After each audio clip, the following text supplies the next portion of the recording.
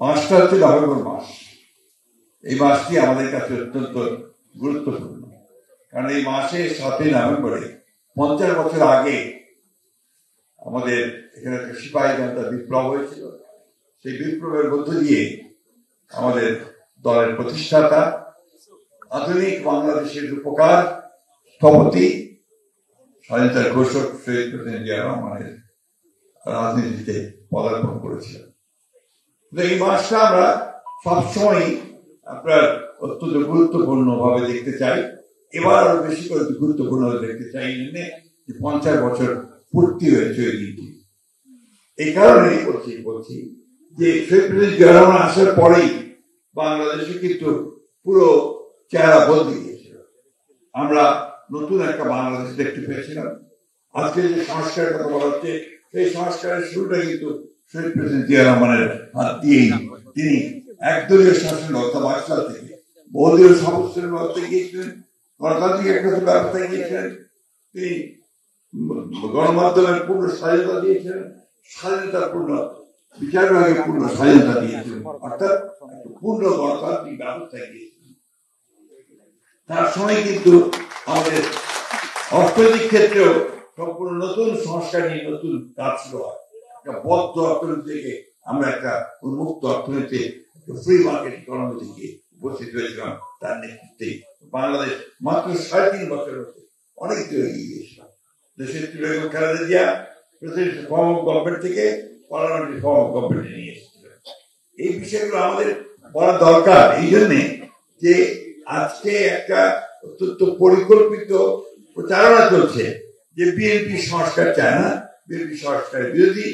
BNP হচ্ছে সেই দল যে দল সবচেয়ে আগে সংস্কারের কথা বলেছে, কাজ শুরু করেছে এবং আধুনিক বাংলাদেশ গড়ার ক্ষেত্রে অগ্রণী ভূমিকা পালন করেছে।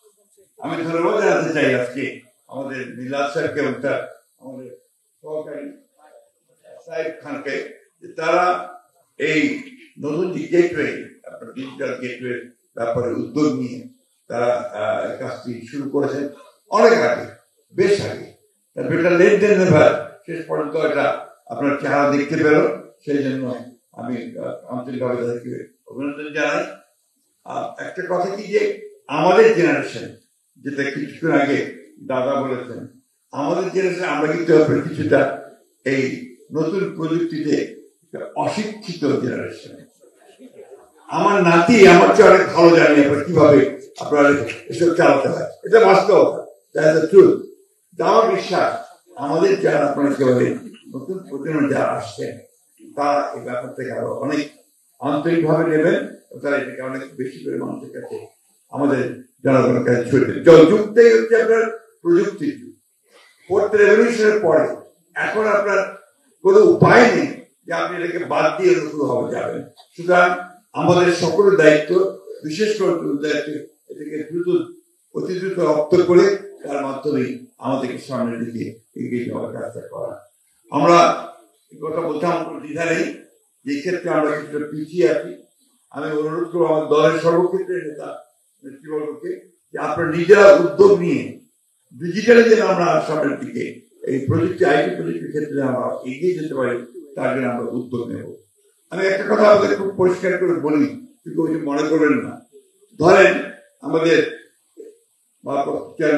একটা স্ট্যাটাস দিলেন, উনি টুইটারে সাধারণত বক্তব্য দেন। আমরা যারা আছি এই তারিখে দেখলাম, আমরা কম সংখ্যক লোক সেটাকে লাইক দিই বা কমেন্ট দিই। এটা খুব জরুরি। উনার বক্তব্যটাকে সাপোর্ট করে ওনাটাকে এগিয়ে দেওয়া, এটা কিন্তু আপনার খুব বেশি জরুরি আজকালকার সাইবার ওয়ার্ল্ডের যুগে। এই কথাটা আমি প্রথম থেকে বলছি, যুদ্ধটা এখন সাইবার ওয়ার্ল্ড। আপনি কয়টা বক্তৃতা করলেন, কয়টা গিয়ে আপনি জনসভা করলেন, সেটাই ইম্পর্টেন্ট না। ইম্পর্টেন্ট হচ্ছে যে কত সংখ্যক মানুষের কাছে আপনি ডিজিটালে পৌঁছতে পারবেন। That's very important.